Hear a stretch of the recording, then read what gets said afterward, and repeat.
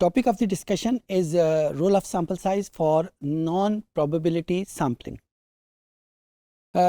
Non-probability sampling के लिए sample size बहुत important role play करता है.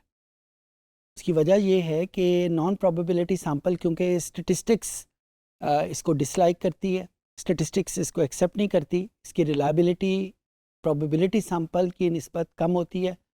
तो इसकी reliability को increase करने के लिए सैम्पल साइज़ एक बहुत इम्पॉर्टेंट रोल प्ले करता है.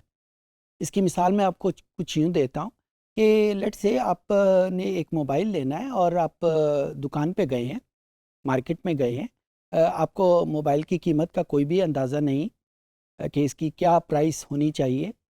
तो आप एक दुकान से उसकी कीमत पूछते हैं, 2 दुकानों से पूछते हैं, 3 दुकानों से पूछते हैं. जो आप नंबर ऑफ़ शॉप्स ज़्यादा करते जाते हैं, आपको उस मोबाइल की एक्चुअल प्राइस का अंदाज़ा बेहतर से बेहतर होता जाता है. 10 या 12 दुकानों के बाद आप बहुत बेहतर पोजीशन में होते हैं कि आप ये अपने जहन में ये अंदाज़ा लगा सकें कि इस मोबाइल की एक्चुअल प्राइस क्या होगी. इसको स्टैटिस्टिक्स की टर्म में लॉ ऑफ लार्ज नंबर भी बोलते हैं. तो लॉ ऑफ लार्ज नंबर को यूज़ करते हुए हम ये कह सकते हैं कि हम एक नॉन प्रोबेबिलिटी सैंपल के लिए सैंपल साइज़ को अगर हम ज़्यादा कर लें तो हम रिलायबिलिटी की जो कंस्ट्रेंट है नॉन प्रोबेबिलिटी सैंपल की वजह से वो ख़त्म हो जाती है. लेकिन अब ये सवाल पैदा होता है कि यहाँ पे मैंने वर्ड यूज़ किया ज़्यादा, तो कितना सैंपल साइज़ ज़्यादा होगा, कितना सैंपल साइज़ एप्रोप्रिएट होगा और किस सैंपल साइज़ को हम स्मॉल सैंपल साइज़ कहेंगे. ये जहन में रहे कि ये सारी डिस्कशन नॉन प्रोबेबिलिटी सैंपल के लिए, प्रोबेबिलिटी सैंपल का इस डिस्कशन से कोई ताल्लुक नहीं है. अच्छा, क्योंकि ये नॉन प्रोबेबिलिटी सैंपलिंग है तो जो हमारे पास स्टैटिस्टिकल रूल हैं सैंपल साइज़ की डिटर्मिनेशन के लिए वो यहाँ पे अप्लाई नहीं हो सकते. और बहुत सारे फैक्टर्स हैं जिनको यूज़ करते हुए हम सैंपल साइज़ को डिटर्मिन करेंगे. उन फैक्टर्स में रिसर्च के ऑब्जेक्टिव्स भी हो सकते हैं, उसमें पॉपुलेशन हेट्रोजेनाइटी भी हो सकती है. लाइक पॉपुलेशन जितनी ज़्यादा हेट्रोजीनियस होगी उतना ज़्यादा सैंपल साइज़ हमें रिक्वायर होगा. जितनी पॉपुलेशन में वेरिएबिलिटी ज़्यादा होगी यानी हेट्रोजेनाइटी जितनी ज़्यादा होगी उतना ज़्यादा हमें सैंपल ज़्यादा चाहिए होगा. जितनी वेरिएशन कम होगी पॉपुलेशन साइज़ उतना कम होगा. फिर जब हम ख़ास कर क्वालिटेटिव एनालिसिस करते हैं तो उसमें डेटा सैचुरेशन बहुत इंपॉर्टेंट रोल प्ले कर रही होती है. जितना डेटा किसी एक जगह पे कॉन्सेंट्रेटेड होगा और जितना डेटा ज़्यादा स्प्रेड पे होगा वो सैंपल साइज़ की डिटर्मिनेशन के लिए बड़ा इंपॉर्टेंट रोल प्ले कर रहा होता है. फिर अवेलेबल रिसोर्सेज बहुत इंपॉर्टेंट रोल प्ले कर रहे होते हैं. हमने कन्वीनियंस सैम्पलिंग की डिस्कशन में ये देखा था कि अगर हमारे पास रिसोर्सेज नहीं हैं तो हमें मजबूरन प्रोबेबिलिटी सैम्पलिंग से नॉन प्रोबेबिलिटी सैम्पलिंग की तरफ शिफ्ट करना पड़ता है. हालांकि हम प्रोबेबिलिटी सैम्पलिंग वहाँ पे कर सकते थे लेकिन क्योंकि रिसोर्सेज नहीं थे, रिसोर्सेज में क्या हो सकता है, टाइम हो सकता है, बजट हो सकता है, हमारे पास और कंस्ट्रेंट हो सकते हैं, एडहॉकिज्म हो सकता है. सो कोई भी कंस्ट्रेंट हो रिसोर्सेज के पॉइंट ऑफ व्यू से वो सैंपल साइज़ की डिटर्मिनेशन में बहुत इंपॉर्टेंट रोल प्ले कर रहा होता है. मार्किंग यानी उसी तरह के या उसी नौइयत के दूसरे किसी सर्वे में कितना सैंपल साइज़ यूज़ हुआ है वो भी एक बहुत बड़ा रोल प्ले कर सकता है. तो इस तरह के बहुत सारे फैक्टर्स हैं जो हमें हेल्प करते हैं कि एक नॉन प्रोबेबिलिटी सैंपल के लिए सैंपल साइज़ कितना होना चाहिए. अच्छा, इसी तरीके से हमारे पास कुछ बेंचमार्क्स बने हुए हैं जो गैलप ने या गैलप जैसी किसी एजेंसीज़ ने डेवलप किए हुए हैं. गैलप एक सैंपल सर्वे कंडक्ट करने की एजेंसी है जो बहुत पॉपुलर है और उसकी पॉपुलैरिटी की बुनियादी वजह वो अमेरिकन प्रेसिडेंशियल इलेक्शंस में उसका रोल है.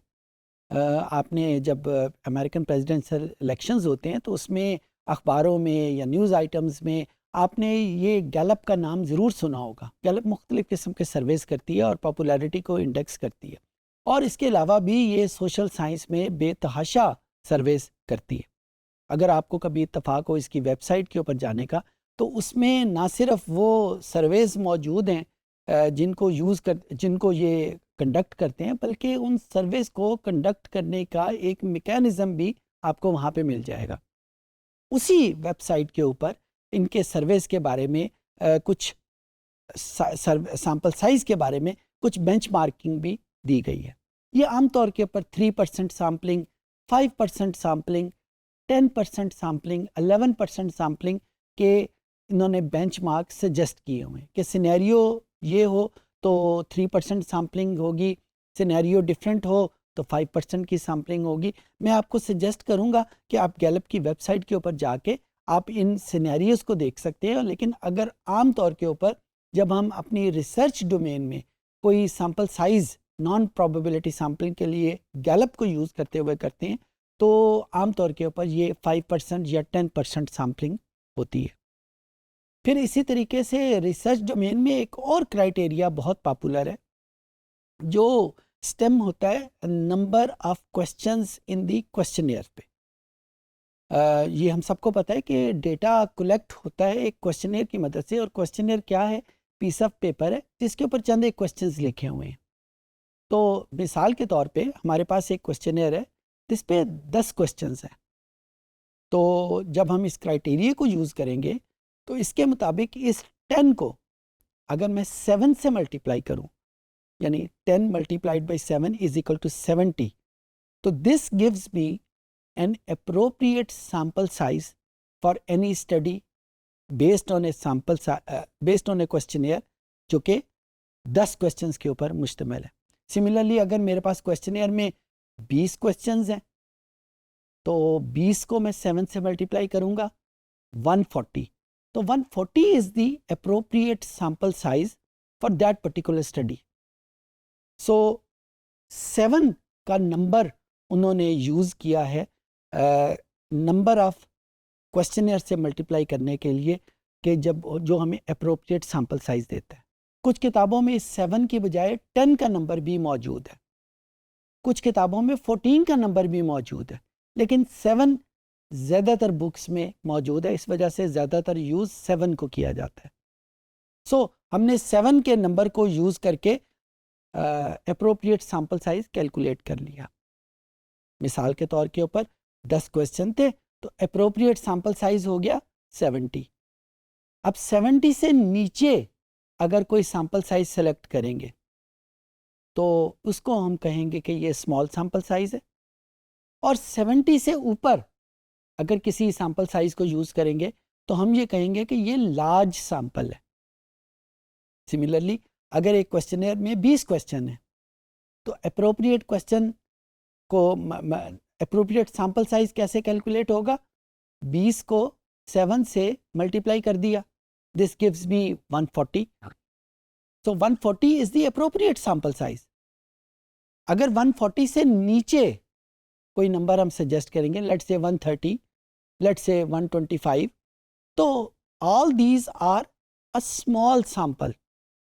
और अगर हम 140 से ऊपर कोई नंबर सजेस्ट करेंगे तो all gives us the large sample. So 7 का यार्डस्टिक हमारे पास मौजूद है जो हमें हेल्प करता है ये डिटरमिन करने में कि ये sample size small sample size है या अप्रोप्रिएट सैंपल साइज है या लार्ज सैंपल साइज है। और वो जो थोड़ी देर पहले मैं आपसे बता रहा था ना कि मुख्तलिफ बुक्स में 10 का नंबर भी मौजूद है, 14 का नंबर भी मौजूद है, उसकी बुनियादी वजह भी यही है कि वो इंश्योर करना चाहते हैं कि for a non random sample size should be large enough to gives us the required reliability for using the statistical test. So इस वजह से 10 से मल्टीप्लाई करेंगे तो जाहिर है हमारे पास एक लार्ज सैंपल आएगा, 14 से मल्टीप्लाई करेंगे और लार्ज सैंपल आएगा, तो जो रिलायबिलिटी लूज हम कर रहे थे नॉन प्रोबेबिलिटी को यूज़ करने की वजह से वो ख़त्म हो जाएगी। सो हमारे पास ये टेक्निक मौजूद है 7 से मल्टीप्लाई करने की। अच्छा, इसी तरीके से हमारे पास स्टेटिस्टिक्स में टेक्निक्स डिफरेंट है जो स्मॉल सैंपल साइज को डील करती हैं, हमारे पास टेक्निक्स डिफरेंट हैं जो अप्रोप्रिएट सैंपल साइज को डिटरमिन करती हैं या डील करती हैं, और हमारे पास टेक्निक डिफरेंट हैं जो लार्ज सैंपल साइज को करती हैं। शायद आपने कभी किसी हवाले से स्ट्रक्चरल इक्वेशन मॉडलिंग का जिक्र सुना हो, हमारे इस कोर्स का हिस्सा नहीं है लेकिन शायद आपने किसी वक्त उसका जिक्र सुना हो।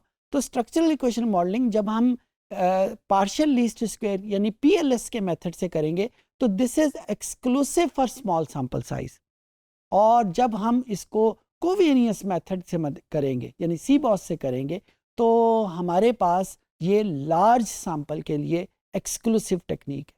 मैंने ये मिसालें आपको इस वजह से दी हैं कि आपके जहन में ये क्लियर हो जाए कि जब हम एक लार्ज सैंपल साइज़ को डील कर रहे होते हैं तो हम एक डिफरेंट डोमेन में होते हैं, और जब हम एक स्मॉल सैंपल साइज़ को डील कर रहे होते हैं तो हम एक डिफरेंट डोमेन में होते हैं, खासकर एक नॉन प्रोबेबिलिटी सैंपल के लिए।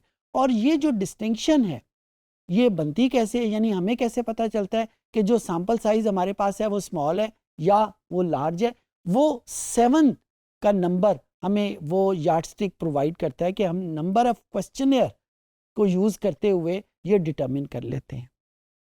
इस डिस्कशन में हमने ये डील किया कि नॉन प्रोबेबिलिटी सैंपल के लिए क्या वो टेक्निक्स हैं जिससे हम उसका सैंपल साइज़ डिटरमिन करते हैं।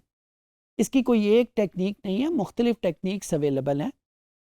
जो टेक्निक रिसर्च डोमेन में बहुत ज़्यादा पॉपुलर है वो ये क्वेश्चनियर के ऊपर बेस करती है, और जो हमारी अप्लाइड रिसर्च में यानी मार्केटिंग रिसर्च में, मैनेजमेंट रिसर्च में या सोशल साइंस रिसर्च में काम होती है वो गैलप स्टैंडर्ड के ऊपर ज़्यादा बेस करती है, यानी 5% सैंपल ले लिया, 10% सैंपल ले लिया, या अगर हमारी पॉपुलेशन बहुत ज़्यादा हेट्रोजेनस है तो फिर हम इवन लार्जर नंबर यानी 10%, 14% सैंपल के ऊपर भी हम शिफ्ट कर सकते हैं। I hope I could make my self understood.